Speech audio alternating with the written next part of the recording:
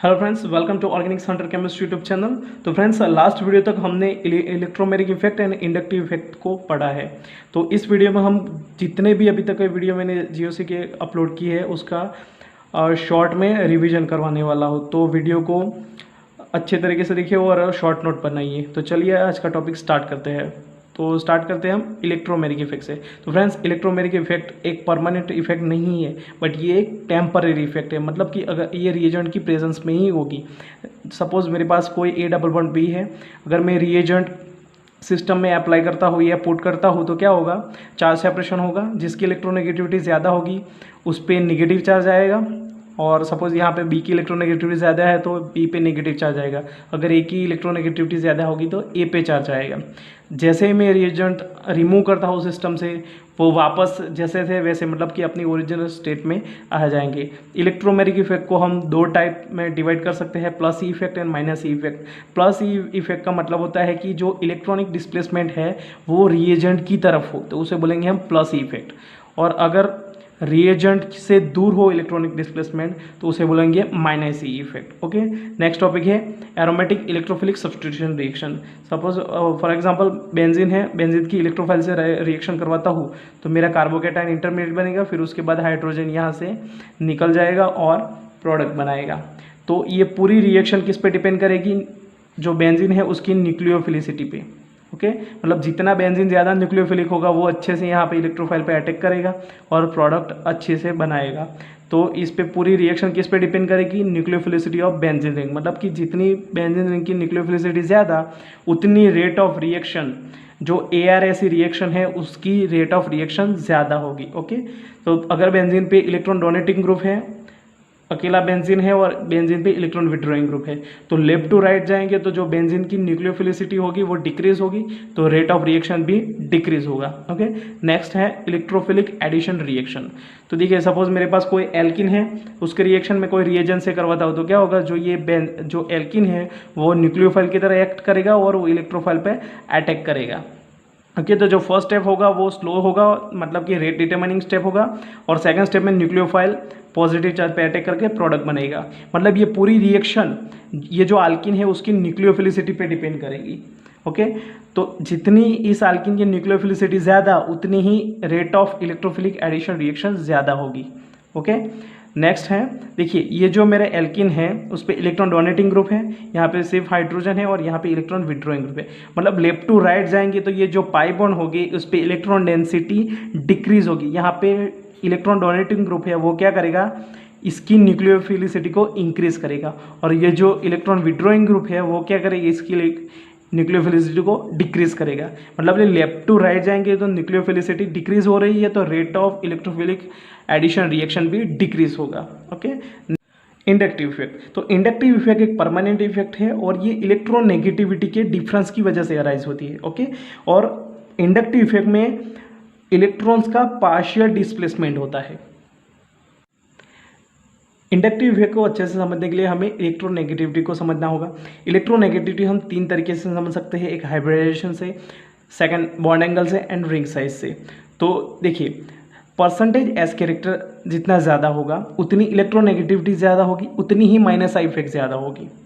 Similarly जैसे ही bond angle increase होता है तो परसेंटेज एस कैरेक्टर इंक्रीज होगा, परसेंटेज एस कैरेक्टर इंक्रीज होगा तो इलेक्ट्रोनेगेटिविटी इंक्रीज होगी, और इलेक्ट्रोनेगेटिविटी इंक्रीज होगी तो माइनस आई इफेक्ट इंक्रीज होगी। और साइक्लिक कंपाउंड्स के लिए जितनी रिंग की साइज डिक्रीज होगी उतनी ही माइनस आई इफेक्ट इंक्रीज होगी। ओके, तो सभी क्वेश्चंस के लिए हमें ये order of plus I effect and order of minus I effect दोनों को याद रखना है, क्योंकि एसिडिटी का ऑर्डर डिटरमाइन करना हो या फिर बेसिसिटी का ऑर्डर निकालना हो, सभी के लिए हमें ये ऑर्डर की ज़रूरत पड़ती है। तो ये ऑर्डर आपको अच्छे से याद रखना है। ओके, तो इस ऑर्डर में कुछ एक्सेप्शन थे जो कि हमें समझने थे। देखिए, Nr3+ की माइनस आई इफेक्ट Na3+ से ज़्यादा है, और उससे उल्टा है Pr3+ की इलेक्ट्रोनेगेटिविटी Pa3 से कम है। क्यों? देखिए, यहाँ पे जो नाइट्रोजन है उसकी साइज़ कम है, तो क्या होगा कि जो R है उस वो बल्कि ग्रुप हो गए, एल्काइल ग्रुप हो गए, तो वो वहाँ क्या होगा, रिपल्जन होगा। रिपल्जन होने से क्या होगा, बॉन्ड एंगल इंक्रीज करेगा। बॉन्ड एंगल इंक्रीज होगा तो मतलब कि एस कैरेक्टर इंक्रीज होगा। एस कैरेक्टर इंक्रीज होता है मतलब इसका मतलब कि इलेक्ट्रोनेगेटिविटी इंक्रीज होगी, और इलेक्ट्रोनेगेटिविटी इंक्रीज होगी तो माइनस आई इफेक्ट इंक्रीज होगी। जबकि जो Pr3 केस है और Pa3 केस है, Pa3 प्लस है, उसमें देखिए फॉस्फरस की साइज इनफ है, तो यहाँ पे जो R है उसकी रिपल्जन नहीं होगा। रिपल्जन नहीं होगा तो थीटा में कोई चेंजेस नहीं आएगा, और दोनों की इलेक्ट्रोनेगेटिविटी सेम हो जाएगी, मतलब कि दोनों की माइनस आई इफेक्ट सेम होनी चाहिए। पर यहाँ पे क्या होगा, जो R ग्रुप है, एल्काइल ग्रुप, वो क्या करेगा, अपनी प्लस आई इफेक्ट से इसकी माइनस आई इफेक्ट को डिक्रीज करेगा, इसीलिए Pa3 की माइनस आई इफेक्ट ज़्यादा है Pr3 प्लस से। ओके, तो नेक्स्ट देखते हैं एप्लीकेशन ऑफ इंडक्टिव इफेक्ट। तो एप्लीकेशन में सबसे पहले देखते हैं स्टेबिलिटी ऑफ इंटरमीडिएट, तो उसमें है कार्बोकेटायन की स्टेबिलिटी। मतलब कि देखिए प्लस चार्ज जितना डिक्रीज होगा उतनी ही स्टेबिलिटी इंक्रीज होगी। ओके, तो यहाँ पे देखिए जो strength of electron donating group है, मतलब इलेक्ट्रॉन डोनेटिंग ग्रुप की स्ट्रेंथ जितनी ज़्यादा होगी तो क्या होगा, वो प्लस चार्ज डिक्रीज करेगा। प्लस चार्ज डिक्रीज करेगा तो स्टेबिलिटी इंक्रीज करेगा। और उससे उल्टा इलेक्ट्रॉन विड्रॉइंग ग्रुप क्या करेगा, उसके प्लस चार्ज को खींचेगा, मतलब उसका प्लस चार्ज इंक्रीज करेगा, उसकी वजह से स्टेबिलिटी डिक्रीज होगी। और similarly plus R plus H and plus I, ये तीन क्या करेंगे, पॉजिटिव चार्ज को डिक्रीज करेंगे, और पॉजिटिव चार्ज डिक्रीज होगा तो स्टेबिलिटी इंक्रीज होगी। और उससे उल्टा minus R minus H and minus I effect positive charge को इंक्रीज करेगा तो स्टेबिलिटी डिक्रीज करेगा। ओके, मतलब कि जो minus R minus H and minus I effect है वो कार्बोकेटायन को डिस्टेबिलाइज करेंगे। ओके, नेक्स्ट है स्टेबिलिटी ऑफ कार्बो एनायन। तो देखिए इसमें क्या है, कार्बो एनायन मतलब निगेटिवली चार्ज स्पीशी, तो मतलब निगेटिव चार्ज जितना कम होगा उतनी स्टेबिलिटी ज़्यादा होगी। तो क्या होगा, जो इलेक्ट्रॉन विड्रॉइंग ग्रुप हो गए वो क्या करेंगे, इलेक्ट्रॉन को विड्रॉ करेंगे, मतलब निगेटिव चार्ज डिक्रीज करेंगे, और निगेटिव चार्ज डिक्रीज होगा तो स्टेबिलिटी इंक्रीज होगी। मतलब इलेक्ट्रॉन विड्रॉइंग ग्रुप कार्बोकेटायन की स्टेबिलिटी को इंक्रीज करेंगे, जबकि इलेक्ट्रॉन डोनेटिंग ग्रुप कार्बोकेटायन की स्टेबिलिटी को डिक्रीज करेंगे। Similarly minus R minus H and minus I effect, ये तीनों इफेक्ट कार्बो एनायन को स्टेबल बनाएंगे, मतलब कि इलेक्ट्रॉन वहाँ से विड्रॉ करेंगे तो क्या होगा कि निगेटिव चार्ज कम होगा तो स्टेबिलिटी ज़्यादा होगी। उससे उल्टा plus R plus H and plus I, ये तीन इफेक्ट क्या करेंगे, पॉजिटिव निगेटिव चार्ज को इंक्रीज करेंगे तो स्टेबिलिटी डिक्रीज होगी। In short plus R plus H and plus I effect carbanion की स्टेबिलिटी को डिक्रीज करते हैं। ओके, नेक्स्ट है रिएक्टिविटी ऑफ अल्काइल हैलाइड। तो फ्रेंड्स ये अल्काइल हैलाइड है, उसको हम अगर CX बॉन्ड को तोड़ते हैं तो उसमें से दो स्पीशी बनेंगे, plus charge species and minus charge species.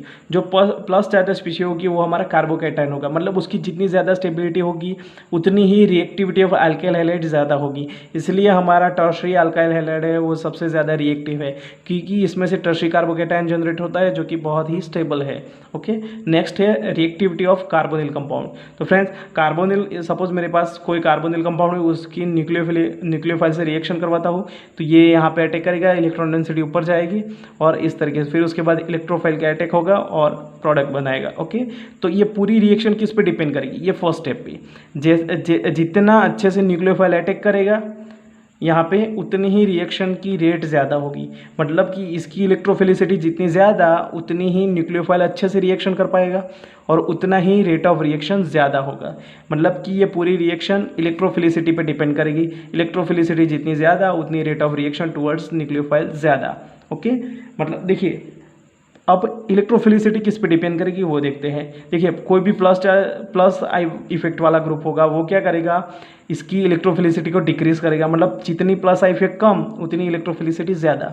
उससे उल्टा प्लस आई इफेक्ट जितनी ज़्यादा electrophilicity come. Okay, minus I effect जितनी ज़्यादा होगी तो वो क्या करेगा, इसकी इलेक्ट्रोफिलिसिटी को इंक्रीज करेगा, और इलेक्ट्रोफिलिसिटी इंक्रीज होगी तो रेट ऑफ रिएक्शन भी इंक्रीज होगा। नेक्स्ट है रेट ऑफ रिएक्शन, नेक्स्ट है रिएक्टिविटी ऑफ सबस्ट्रेट। तो देखिए जितनी ज़्यादा इलेक्ट्रोफिलिक होगा ये कंपाउंड उतने ही अच्छे से रिएक्शन कर पाएगा, मतलब कि वो इतना ही अच्छा रिएक्टिव होगा, मतलब इलेक्ट्रोफिलिसिटी जितनी ज़्यादा होगी उतनी ही रिएक्टिविटी ऑफ सबस्ट्रेट भी ज़्यादा होगी। ओके, नेक्स्ट है रिएक्टिविटी ऑफ एल्कोहल। तो अल्कोहल को हम दो पार्ट में डिवाइड करते हैं, फर्स्ट CO की रिएक्टिविटी एंड सेकंड है OH की रिएक्टिविटी। तो फर्स्ट देखते हैं रिएक्टिविटी ऑफ CO बॉन्ड। तो देखिए जो CO बॉन्ड है उसमें जो CO बॉन्ड की पोलैरिटी है वो जितनी ज़्यादा होगी उतनी ही CO बॉन्ड की रिएक्टिविटी ज़्यादा होगी। फॉर एग्जांपल मेरे पास कोई अल्कोहल है ROH और यहाँ पे जो CO बॉन्ड टूटने के बाद मेरे पास दो स्पीशी बनेगी, plus charge species and minus charge species. इसमें जो प्लस चार्ज स्पीशी होगी वो कार्बोकेटाइन होगा, वो जितना ज़्यादा स्टेबल होगा उतना ही अच्छे से ये बॉन्ड ब्रेक होगा। और बॉन्ड ब्रेक होने के बाद स्टेबिलिटी अगर अच्छी हुई तो ये बॉन्ड की रिएक्टिविटी भी ज़्यादा होगी, मतलब कि ये जो स्पीशी होगी अगर वो स्टेबल होगी तो रिएक्टिविटी ऑफ CO बॉन्ड भी इंक्रीज होगा। ओके, मतलब कि देखिए प्लस आई इफेक्ट वाले ग्रुप है वो क्या करेंगे, CO बॉन्ड की रिएक्टिविटी को इंक्रीज करेंगे, क्योंकि देखिए प्लस चार्ज वो क्या करेंगे, यहाँ पे जो plus charge group plus I effect वाले ग्रुप होंगे वो क्या करेंगे, इसकी स्टेबिलिटी को इंक्रीज करेंगे, और स्टेबिलिटी इंक्रीज हुई तो CO बॉन्ड की रिएक्टिविटी भी इंक्रीज होगी। तो इन शॉर्ट हम ये बोल सकते हैं प्लस आई इफेक्ट इंक्रीज होगी तो CO बॉन्ड की रिएक्टिविटी इंक्रीज होगी। इसीलिए CO बॉन्ड की रिएक्टिविटी का ऑर्डर क्या है, टर्शरी सबसे ज़्यादा और प्राइमरी सबसे कम। ओके, नेक्स्ट है OH बॉन्ड की रिएक्टिविटी। सपोज मेरे पास कोई अल्कोहल है, उसकी रिएक्शन मैं बेस से करवाता हूँ तो वो क्या होगा, OH बॉन्ड को टूटेगा और RO- एंड H+ ये दोनों अलग होंगे। तो यहाँ पे जो RO- की जितनी स्टेबिलिटी ज़्यादा होगी उतना ही OH बॉन्ड की रिएक्टिविटी भी ज़्यादा होगी। मतलब देखिए ये जो R ग्रुप है अगर वो प्लस आई इफेक्ट उसकी ज़्यादा हुई तो वो क्या करेगा, यहाँ पे इलेक्ट्रॉन डेंसिटी इंक्रीज करेगा, और इलेक्ट्रॉन डेंसिटी इंक्रीज होगी तो स्टेबिलिटी डिक्रीज होगी। इसलिए माइनस आई इफेक्ट जितनी ज़्यादा होगी उतनी ही OH बॉन्ड की रिएक्टिविटी भी ज़्यादा होगी। तो उससे उल्टा प्लस आई इफेक्ट जितनी कम होगी तो OH बॉन्ड की रिएक्टिविटी ज़्यादा होगी, क्योंकि प्लस आई इफेक्ट क्या करेगा, वो कम होगी तो क्या होगा, ये निगेटिव चार्ज कम होगा, और निगेटिव चार्ज कम होगा तो स्टेबिलिटी ज़्यादा होगी, और स्टेबिलिटी ज़्यादा होगी तो वो क्या करेगा, OH बॉन्ड की रिएक्टिविटी को भी इंक्रीज करेगा। ओके, इसलिए OH बॉन्ड की रिएक्टिविटी का ऑर्डर क्या है, सबसे ज़्यादा कौन है, प्राइमरी, और सबसे कम टर्शियरी अल्कोहल। ओके, नेक्स्ट है SN2AE रिएक्शन। इसे हम एडिशन एलिमिनेशन रिएक्शन भी बोल सकते हैं। तो कोई मैं एसिड डेरिवेटिव लेता हूँ, उसकी न्यूक्लियोफाइल से रिएक्शन करवाता हूँ तो यहाँ पे अटैक होगा, ये इलेक्ट्रोफिलिक साइट है, इलेक्ट्रॉन डेंसिटी ऊपर जाएगी, नीचे जाएगी, और यहाँ पे नीचे आएगी, और यहाँ से लिविंग ग्रुप लीव करेगा, और ये मेरा प्रोडक्ट बनेगा। मतलब ये पूरी रिएक्शन किस पे डिपेंड करेगी, ये जो एसिड डेरिवेटिव होगा उसकी इलेक्ट्रोफिलिक नेचर पे। मतलब जितनी इलेक्ट्रोफिलिसिटी ज़्यादा होगी उतनी ही रिएक्टिविटी टुवर्ड्स SN2AE रिएक्शन ज़्यादा होगी। ओके, नेक्स्ट देखते हैं acidic nature of hydrogen. Friends, periodic table में लेफ्ट टू राइट जाएंगे तो क्या होगा, इलेक्ट्रोनेगेटिविटी इंक्रीज हो रही है, इसी वजह से जो उनके हाइड्राइड हो गए उनकी एसिडिटी भी इंक्रीज होगी। टॉप टू बॉटम जाएंगे तो साइज इंक्रीज होगा, साइज इंक्रीज होगा तो चार्ज डेंसिटी डिक्रीज होगी, तो चार्ज डेंसिटी डिक्रीज होगा तो एसिडिटी भी इंक्रीज होगी। नेक्स्ट है एसिडिक नेचर ऑफ कंपाउंड। तो फ्रेंड्स, सपोज मेरे पास कोई एसिड है, उसकी मैं बेस से रिएक्शन करवाता हूँ तो क्या होगा, ये कॉन्जुगेट बेस बनेगा और हाइड्रोजन बेस लेकर निकल जाएगा। मतलब कि ये मेरा कॉन्जुगेट बेस होगा वो क्या होगा, निगेटिव चार्ज स्पीशी। मतलब ये जितना स्टेबल होगा उतने ही मेरा एसिड स्टेबल होगा। मतलब कि हमें क्या देखना है, कॉन्जुगेट बेस की स्टेबिलिटी कौन कौन से फैक्टर इंक्रीज करते हैं, तो उससे हम एसिडिटी भी समझ सकते हैं। तो देखिए कॉन्जुगेट बेस की स्टेबिलिटी किस पे डिपेंड करेगी, तो देखिए कॉन्जुगेट बेस है वो निगेटिव चार्ज स्पीशी है, तो निगेटिव चार्ज जितना कम होगा उतनी स्टेबिलिटी ज़्यादा होगी। ओके, तो निगेटिव चार्ज को जो फैक्टर कम करेगा वो स्टेबिलिटी को इंक्रीज करेगा। तो सबसे पहले -I -R and -H effect, तो ये क्या करेगा, कॉन्जुगेट बेस के निगेटिव चार्ज को डिक्रीज करेगा तो स्टेबिलिटी को इंक्रीज करेगा, तो एसिडिटी को भी इंक्रीज करेगा। ओके, नेक्स्ट है इलेक्ट्रॉन विड्रॉइंग ग्रुप की स्ट्रेंथ। तो इलेक्ट्रॉन विड्रॉइंग ग्रुप क्या करेंगे, नेगेटिव चार्ज को डिक्रीज करेंगे, तो डिक्रीज करेंगे तो स्टेबिलिटी इंक्रीज होगी, कॉन्जुगेट बेस की स्टेबिलिटी इंक्रीज होगी और एसिडिटी भी इंक्रीज होगी। उससे उल्टा इलेक्ट्रॉन डोनेटिंग ग्रुप हो गए, वो क्या करेंगे, निगेटिव चार्ज को इंक्रीज करेंगे, मतलब इलेक्ट्रॉन डेंसिटी डोनेट करेंगे तो वहाँ पे निगेटिव चार्ज इंक्रीज होगा, निगेटिव चार्ज इंक्रीज होगा तो स्टेबिलिटी डिक्रीज होगी, तो एसिडिटी भी डिक्रीज होगी। Okay, similarly plus R plus H and plus I effect वाले ग्रुप क्या करेंगे, इलेक्ट्रॉन डेंसिटी को इंक्रीज करेंगे तो स्टेबिलिटी डिक्रीज होगी और एसिडिटी भी डिक्रीज होगी। पीके वैल्यू जितनी कम होगी उतनी एसिडिटी ज़्यादा होगी, के की वैल्यू जितनी ज़्यादा होगी उतनी एसिडिटी ज़्यादा होगी, पीएच की वैल्यू जितनी कम होगी उतनी एसिडिटी ज़्यादा होगी और H प्लस की कॉन्सेंट्रेशन जितनी ज़्यादा होगी तो एसिडिटी भी ज़्यादा होगी। तो ये सभी कॉन्सेप्ट हमें एसिडिक नेचर ऑफ कंपाउंड मतलब एसिडिक ऑर्डर हम कैसे निकाल सकते हैं कि किसी भी क्वेश्चन में, तो ये सभी कॉन्सेप्ट हमें वहाँ पे यूज़ करने हैं। ओके नेक्स्ट बहुत ही इंपॉर्टेंट है DNP रूल। ओके तो DNP रूल में देखिए हमें सबसे पहले क्या करना है, कोई अगर एसिडिटी का ऑर्डर डिसाइड करना है तो सबसे पहले हम देखेंगे डिस्टेंस। अगर डिस्टेंस सेम हुआ तभी हम नंबर देखेंगे। अगर डिस्टेंस अलग अलग है तो जितना ज़्यादा डिस्टेंस होगा माइनस आई इफेक्ट या फिर प्लस और माइनस आई इफेक्ट कम होगी, मतलब inductive effect is inversely proportional to distance. Okay तो जितना डिस्टेंस कम होगा उतनी माइनस आई इफेक्ट ज़्यादा होगी अगर माइनस आई इफेक्ट वाला ग्रुप होगा तो सबसे पहले हमें क्या देखना है, डिस्टेंस। अगर डिस्टेंस सेम हुआ तभी हमें देखना है number of minus I effect वाले ग्रुप। तो माइनस आई इफेक्ट वाले ग्रुप भी अगर सेम हुए तो उसके बाद ही हमें उनकी पावर देखनी है। एक एग्जांपल से समझते हैं, सपोज मेरे पास ये 1 नंबर है और 2 नंबर है, तो सबसे पहले देखते हैं हम नंबरिंग करते हैं। तो COOH ग्रुप है, COOH ग्रुप है, उसके पास क्या है 1 नंबर वाला कार्बन, यहाँ पे 1 वाला नंबर कार्बन, मतलब दोनों ही कार्बन पे ये माइनस आई इफेक्ट वाले ग्रुप है, मतलब डिस्टेंस क्या हो गया, सेम हो गया। अब देखते हैं नंबर, तो यहाँ पे देखिए माइनस आई वाले कितने ग्रुप है, 1 एंड 2, यहाँ पे 1 एंड 2, मतलब नंबर भी सेम हो गया। ओके अब देखते हैं पावर, तो पावर किसकी ज़्यादा है, फ्लोरीन की कंपेयर टू Cl, तो यहाँ पे ये ज़्यादा एसिडिक होगा, मतलब 1 ज़्यादा एसिडिक होगा 2 से। ओके ये जनरल ऑर्डर ऑफ एसिडिटी है, वो आपको याद रखना है क्योंकि काफ़ी क्वेश्चन में इससे डायरेक्टली क्वेश्चन आ जाते हैं, तो आपको ये याद रखना है। नेक्स्ट है बेसिक नेचर ऑफ कंपाउंड। देखिए कोई भी बेस है उसमें जो उसका कॉन्जुगेट एसिड होगा उसकी जितनी ज़्यादा स्टेबिलिटी होगी उतनी ही बेसिसिटी ज़्यादा होगी उस बेस की। मतलब बेसिसिटी किस पे डिपेंड करेगी, ये फैक्टर्स है उन पर डिपेंड करेगी। मतलब इलेक्ट्रॉन डोनेटिंग ग्रुप होगा, मतलब इलेक्ट्रॉन डोनेटिंग ग्रुप की जितनी स्ट्रेंथ ज़्यादा होगी उतनी बेसिसिटी ज़्यादा होगी, क्योंकि बेसिसिटी किस पे डिपेंड करेगी, नेगेटिव चार्ज या फिर इलेक्ट्रॉन डेंसिटी। तो मतलब इलेक्ट्रॉन डेंसिटी जितनी ज़्यादा उतनी बेसिसिटी ज़्यादा। तो डोनेटिंग ग्रुप क्या करेंगे, इलेक्ट्रॉन डेंसिटी को इंक्रीज़ करेंगे, इलेक्ट्रॉन डेंसिटी इंक्रीज़ होगी तो बेसिसिटी भी इंक्रीज़ करेगा। और इलेक्ट्रॉन विड्रॉइंग ग्रुप की जो स्ट्रेंथ होगी वो जितनी डिक्रीज़ होगी, मतलब जितनी कम होगी तो इलेक्ट्रॉन ज़्यादा विड्रॉ नहीं होंगे तो बेसिसिटी भी इंक्रीज़ होगी।